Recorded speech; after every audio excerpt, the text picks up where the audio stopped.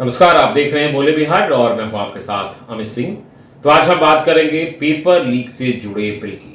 Paper leak से जुड़ा जो बिल है वो आज लोकसभा में पारित हो गया और आपको बता दें कि इस बिल को पारित करने से पहले जब इस बिल को पेश किया गया उससे पहले भी काफी हंगामा हुआ और इस बिल पर जब चर्चा हुई तो उस दौरान भी काफी हंगामा हुआ और लगातार लोकसभा में इसको लेकर बयानबाजी का दौर भी चला।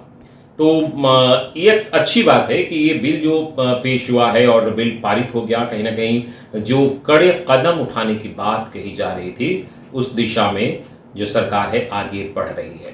तो लोकसभा में इस बिल को लेकर क्या बातें हुई, किस तरीके से चर्चा हुई और विपक्ष के नेता राहुल गांधी ने क्या कहा, ये भी बड़ा अहम है। आज हम आपको तमाम चीजों के बारे में बताएंगे कि राहुल गांधी ने इस बिल को लेकर क्या कहा और एक बड़ा सवाल राहुल गांधी ने सरकार से पूछा है कि जो विद्यार्थी हैं, जो स्टूडेंट्स हैं, जो प्रदर्शनकारी थे, उन पर किसने गोली चलाने की बात की और किसने आदेश दिया। सीधा सीधा उन्होंने गृहमंत्री अमित शाह से पूछा है कि ये आदेश किसने दिया, चाहे पैलेट गन भी हो, किसने चलाने के आदेश दिए। लेकिन इधर जो बीजेपी, आपको बता दें कि सरकार की ओर से कहा गया है कि गोली चलाने की कहीं भी बात नहीं आ रही है छात्रों पर और ये आदेश नहीं दिया गया। हालांकि इसको लेकर काफी हंगामा भी हुआ और लोकसभा में राहुल गांधी इसको लेकर लगातार सवाल भी पूछे और उन्होंने इस पर काफी बहस भी लोकसभा में हुई।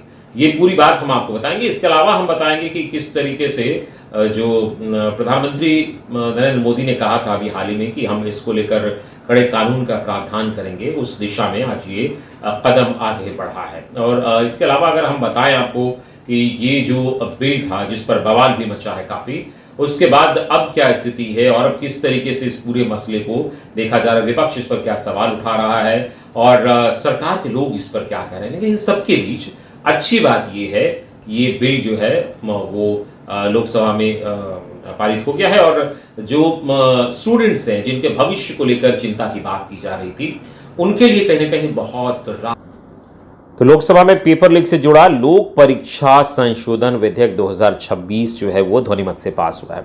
लेकिन इस बिल के पास होने से पहले बिल पर बवाल भी बहुत हुआ है। आपको हम बता दें कि इस बिल को लेकर लगातार हंगामा भी हुआ और पहले दिन जब ये इस बिल को पेश होना था तो शाम को 5 बजे ये पेश हो पाया और दिन भर सदन हंगामा की वजह से बार बार स्थगित करना पड़ा था।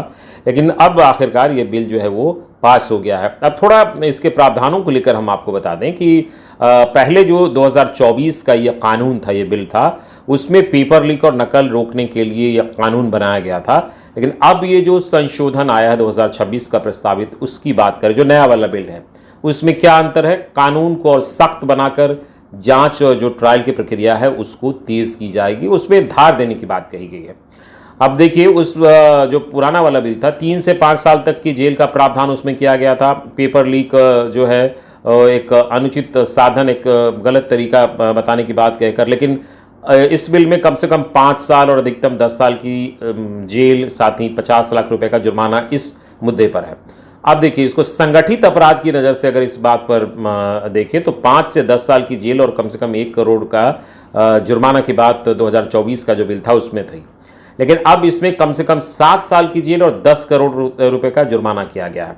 अब पहले जांच की समय सीमा तय नहीं की गई थी कि जो अगर ये बात सामने आती है तो कोई तय समय सीमा नहीं थी कि जांच कितने दिन में होगा और उसकी जो फाइंडिंग आएगी उस पर किस तरीके से कार्रवाई होगा। लेकिन अब ये जो नया वाला बिल आया है इसमें स्पष्ट तौर पर कहा गया है 2 महीने के भीतर ये पूरी जांच को करनी होगी।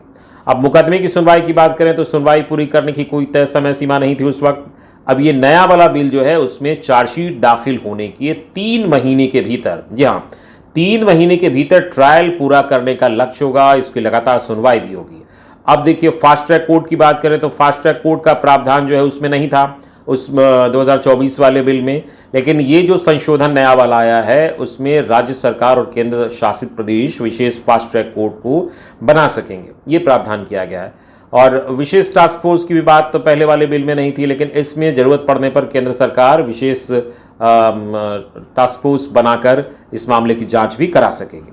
और अगर हम बात करें कि अपराधों का जो है उसमें क्लासिफिकेशन नहीं किया गया था, मतलब डिटेल्ड वर्गीकरण नहीं किया गया था, लेकिन अब जो नया वाला ये बिल आया है इसमें 15 तरह के अपराध स्पष्ट किए गए हैं, जैसे पेपर लीक हो, ओएमआर शीट से छेड़छाड़ हो, फर्जी वेबसाइट हो, फर्जी एडमिट कार्ड बनाना हो। कई बार एग्जाम में आप देखते हैं फर्जी एडमिट कार्ड बनाकर और किसी और को भी बिठा दिया जाता है, फिर तमाम तरीके के जो काम हैं वो एग्जामिनेशन में जैसे तैसे पास कराने के लिए ये पूरा नेक्सस काम करता है। उसी को रोकने के लिए इस बिल में कड़े प्रावधान किए गए हैं।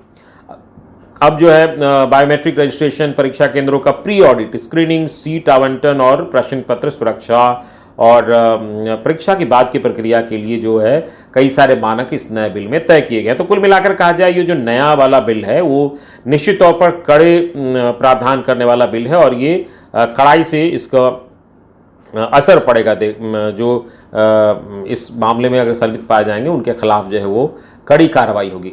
तो ये बिल की बात हमने आपको बताई। अब आइए, अब आपको हम ज़रा सुनवाते हैं कि प्रधानमंत्री नरेंद्र मोदी ने अभी हाल ही में जब ये आंदोलन चल रहा था जंतर मंतर पर, उन्होंने क्या कहा था कड़े प्रावधान को लेकर, जरा वो आप सुन लीजिए। सोमवार से संसद का दूसरा सप्ताह शुरू हो रहा है, तब जल्द से जल्द उस बिल को सदन में पारित कराने का प्रयास किया जाएगा। तो देखा आपने प्रधानमंत्री नरेंद्र मोदी ने क्या कुछ कहा था और उसके बाद ये बिल जो है लोकसभा में पास हुआ है और इसको लेकर लगातार सवाल जवाब का दौर भी चला है। अगर हम बात करें लोकसभा में इसको लेकर चर्चा की तो काफ़ी लंबी चर्चा इस पर चली और विपक्ष के नेता राहुल गांधी जो हैं उन्होंने भी कई सारे सवाल उठाए और इसको लेकर लगातार आरोप प्रत्यारोप का दौर भी चला। और आपको बताएं कि राहुल गांधी ने स्पष्ट तौर पर छात्रों पर शूटिंग की इजाज़त गृह मंत्री को देने की बात की और कहा कि गृह मंत्री ने छात्रों पर शूटिंग की इजाज़त दी, पैलेट गन चलाने का आदेश दिया, छात्रों पर गोली चलाने का आदेश दिया और इसकी इजाज़त दी गई। उन्होंने कहा, हालांकि सरकार की ओर से कहा गया कि ये बिना सोचे समझे बोला जा रहा है, ऐसा नहीं है और इस बात को गंभीरता से बोलनी चाहिए। तो आरोप प्रत्यारोप का दौर दोनों ओर से चला और राहुल गांधी ने क्या कुछ कहा सदन में वो भी आप जरा सुन लीजिए। And I'm very happy today to see that the so-called Home Minister of this country does not have the courage to come and sit here. He does not have the courage to come and sit here. Sir, please. आज प्रश्न I saw the Home Minister. बैठे हैं जिनका विधेयक वो बैठे हैं। I saw the Home Minister, sir. Carcade. Sir, I saw the carcade. 30 cars. With the Home Minister sitting inside the car. Like that. Looking. Shaking. तो हमारा कहना है कि स्टूडेंट्स को जस्टिस तो मिलेगी, आज नहीं तो कल। सरकार को हमारी एडवाइस है कि आप अमित शाह जी को हटा दीजिए और एक SC monitored independent high part committee से प्रोब कराइए, जो जांच करे किसने ऑर्डर दिया, कैसे हुआ, पैलेट गन का यूज हमारे ही बच्चों पर, पैलेट गन का यूज किसने ऑथराइज किया और क्यों। तो देखा आपने राहुल गांधी ने किस तरीके से इस पूरे मसले पर सवाल उठाया है और एक लेटर भी लिखा उन्होंने गृह मंत्री अमित शाह को और उनसे ये पूछा है कि आखिर ये इजाज़त किसने दी गन चलाने की।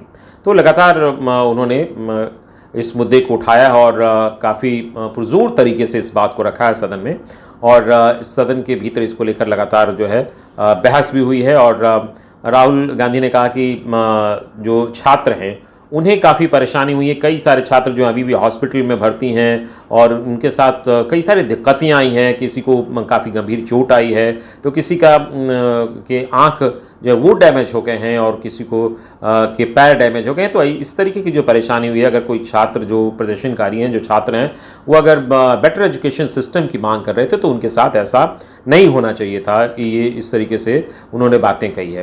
तो इस पूरे मसले को अगर देखें तो ये पूरा का पूरा जो हंगामा है, हंगामे की शुरुआत हुई, उसके बाद सरकार की ओर से बातें कही गई और कड़े प्रावधान की बात कही गई, और इस कड़े प्रावधान के बाद देखिए सत्र शुरू हुआ और इसमें बिल लाया गया और बिल लोकसभा से पास हो गया। तो कहीं ना कहीं ये छात्रों के लिए अच्छी खबर है, और जो प्रदर्शनकारी थे, जो स्टूडेंट्स थे, जो चाह रहे थे कि एजुकेशन सिस्टम जो काफ़ी बेहतर और मजबूत हो, उनके लिए ये राहत भरी खबर है। खबर देखिए किस तरीके से ये बिल लोकसभा में पास हुआ है, और इसको लेकर सवाल और जवाब का दौर कैसे चला है, हंगामा भी काफ़ी हुआ और काफ़ी लंबी चर्चा भी इसको लेकर हुई है। लगातार इस पर सवाल भी पूछे गए हैं, और विपक्ष के नेता राहुल गांधी 50 मिनट इस पर बोली और कई सारे सवाल उन्होंने किए, और उसको लेकर लगातार एक तरीके से कहा जाए आरोप प्रत्यारोप का दौर भी सदन के अंदर चला है।